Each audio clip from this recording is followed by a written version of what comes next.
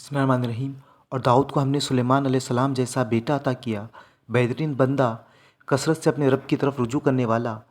قابل ذکر ہے وہ موقع جب شام کے وقت وہ اس کے سامنے خوب سدے ہوئے تیز رو گھوڑے پیش کیے گئے، تو اس نے کہا میں نے اس مال کی محبت اپنے رب کی یاد کی وجہ سے اختیار کی ہے، یہاں تک کہ وہ گھوڑے نگاہ سے اوجھل ہو گئے۔ تو اس نے حکم دیا کہ انہیں میرے پاس واپس لاؤ، پھر لگا ان کے پنڈلیوں اور گردنوں پر ہاتھ پھیرنے۔ اور دیکھو کہ سلیمان علیہ السلام کو بھی ہم نے آزمائش میں ڈالا اور اس کی کرسی پر ایک جسد لا کر ڈال دیا۔ پھر اس نے رجوع کیا اور کہا کہ اے میرے رب، مجھے معاف کر دے اور مجھے وہ بادشاہی دے جو میرے بعد کسی کے لیے سزاوار نہ ہو، بے شک تو ہی اصل داتا ہے۔ تب ہم نے اس کے لیے ہوا کو مسخر کر دیا جو اس کے حکم سے نرمی کے ساتھ چلتی تھی جدھر وہ چاہتا تھا، اور شیاطین کو مسخر کر دیا، ہر طرح کے مہمار اور غوطہ خور اور دوسرے جو پابند سلاسل تھے۔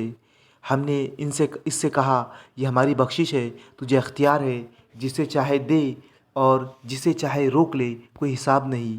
یقیناً اس کے لیے ہمارے ہاں تقرب کا مقام اور بہتر انجام ہے۔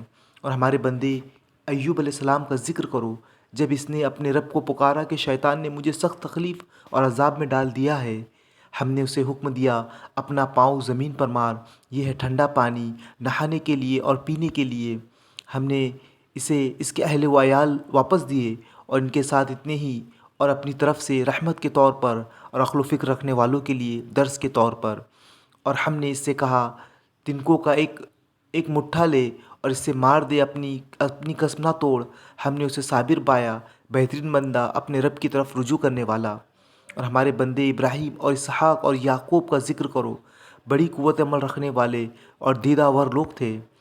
ہم نے ان کو ایک خالص صفت کی بنا پر برگزیدہ کیا تھا، اور وہ دار آخرت کی یاد تھی۔ یقیناً ہمارے ہاں ان کا شمار چنے ہوئے نیک اشخاص میں ہے۔